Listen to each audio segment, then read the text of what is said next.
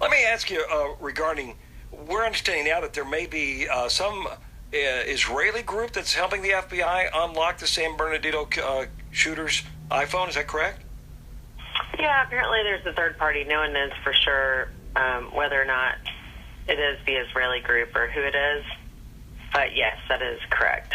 Why didn't the FBI, or why don't they have somebody on staff able to do this? And is it dangerous that we start involving third parties outside of Apple or anyone else anyway? Well, I think that it's difficult for the FBI to keep up with the changes in the operating systems.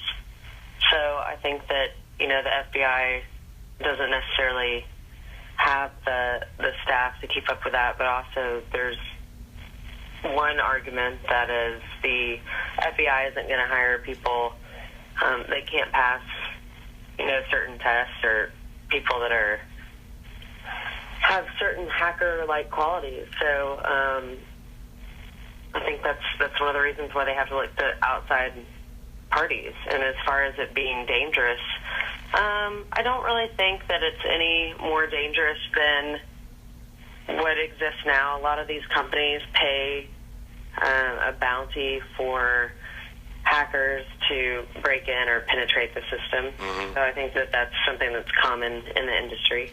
I guess the question would be, with the all writs law written in the late 1700s, that some believe by forcing the issue, the FBI and perhaps other policing agencies would be then permitted to break into other phones that authorities have in their possession by either criminals or thought to be criminals. And the problem with thought to be criminals is they've not been proven of criminal activity, and they're looking for a way to prove criminal activity in this way.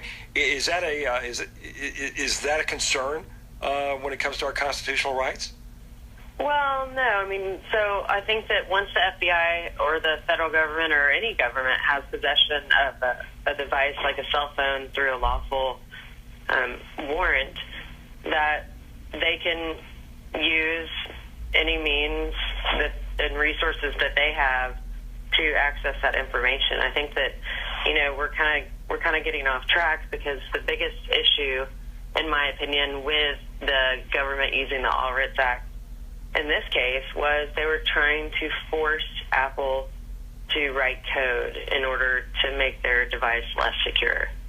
So I think that's, we're kind of shifting our focus from what the issue was. And I think the protection of the Constitution and the ability for a company like Apple to say, we're not going to build code to make our devices less secure is important. You take, for example, our company, ZOCCAM, uh-huh. And if there was a mandate from or if the federal government tried to use the All Writs Act in a similar situation, we would say, you know what, no, we're not going to build code.